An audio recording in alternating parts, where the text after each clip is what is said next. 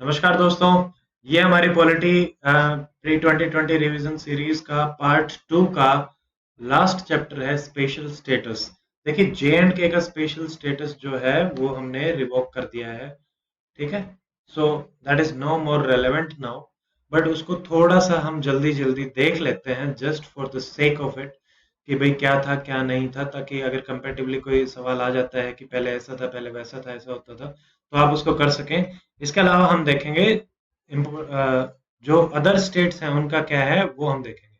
तो देखिए 370 था, पार्ट 21 में इसने स्पेशल स्टेटस दिया था, जेएनके के पास अपना खुद का कॉन्स्टिट्यूशन था। पार्ट 21 क्या है, उसमें 10 अदर स्टेट्स को भी स्पेशल स्टेटस दिया हुआ है माइनर, वो हम देखेंगे नेक्स्ट में।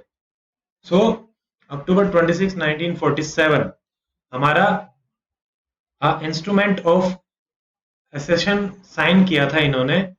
ठीक है, उसके अंदर डिफेंस, एक्सटर्नल अफेयर, कम्युनिकेशन, इन्होंने कश्मीर ने सरेंडर कर दिया था to India. Raja Hari, I think Maharaja Hari उनका नाम था, इन्होंने साइन किया था।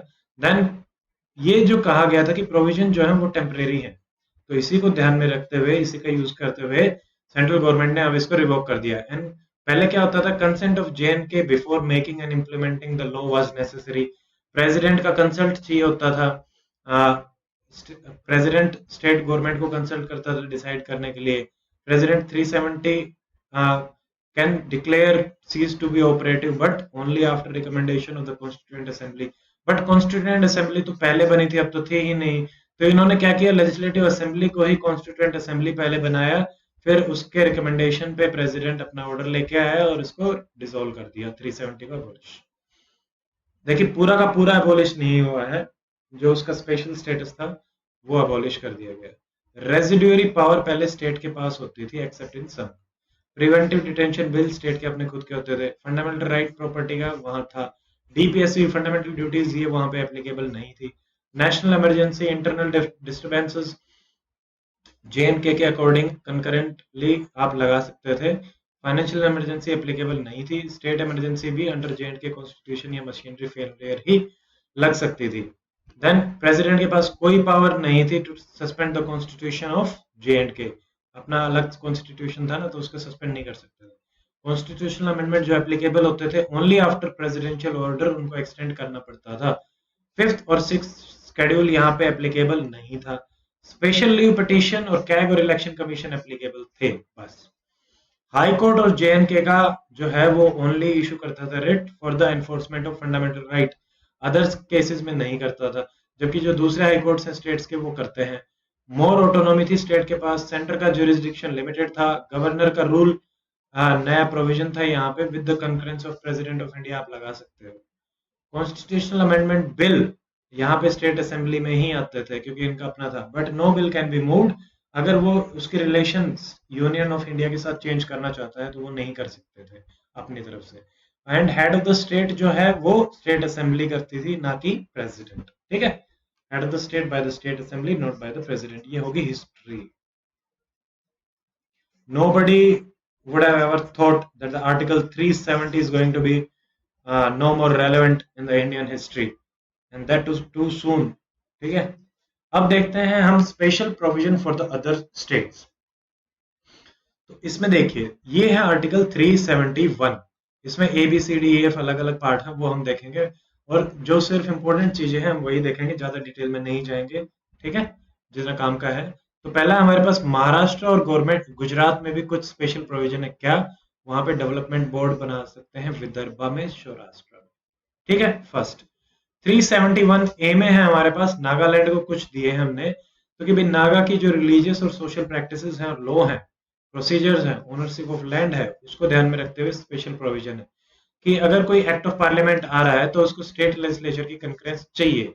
ठीक है, देन गवर्नर इंश्योर करेगा security and law and order को। यहाँ पे गवर्नर को स्पेशल पावर यहाँ पे मिल गई। स्टेट लेजिस्लेचर का कंकरेंस हमारा स्पेशल प्रोविजंस में आ गया। और रीजनल काउंसिल है आपकी टूशैंग डिस्ट्रिक्ट में, sorry if I am pronouncing it wrong, Tuensang district. Then हमारा आता है 371 बी, जो असम के लिए है। ये कहता है कि प्रेसिडेंट आपकी ट्राइबल एरिया कमेटीज बना सकते हैं, उनको देखेगा। फिर मणिपुर में भी 371 सी में हमारे पास same president tribe hill area committee देख सकता है, तो ये इनके स्पेशल प्रोविजन हो गए।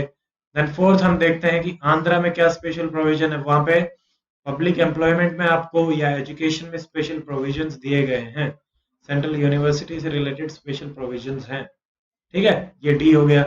फिर ई में क्या है सिक्किम के लिए, सिक्किम क्या कहता है कि गवर्नर जो है वो, और ये यहाँ पे 30 से ज्यादा मेंबर नहीं हो सकते, ये भी एक स्पेशल है। वैसे मिनिमम जो स्टेट लेजिस्लेटिव की स्ट्रेंथ होती है वो 30 तो होनी ही चाहिए, बट यहाँ पे ये एग्जम्प्ट कर रखा है।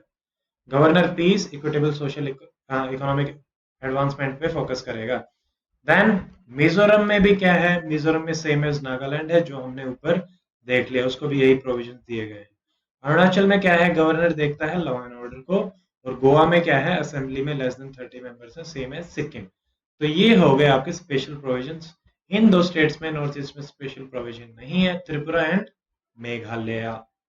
तो ये आपको ध्यान रखना है। That is it in this chapter. And if you like this video please share and subscribe the channel and अपने दोस्तों को बताइए। सो अब हम मिलेंगे part 3 and part 4 of the Indian polity, जो हम इकट्ठा करेंगे centre and state comparative study करते हुए, जिसमें हम प्रेसिडेंट के साथ गवर्नर करेंगे, प्राइम मिनिस्टर के साथ सीएम करेंगे, काउंसिल ऑफ मिनिस्टर के साथ council of minister attorney general के साथ हम एडवोकेट जनरल करेंगे। So that is it. Stay fit, stay healthy, good bye, take care, जय हिंद।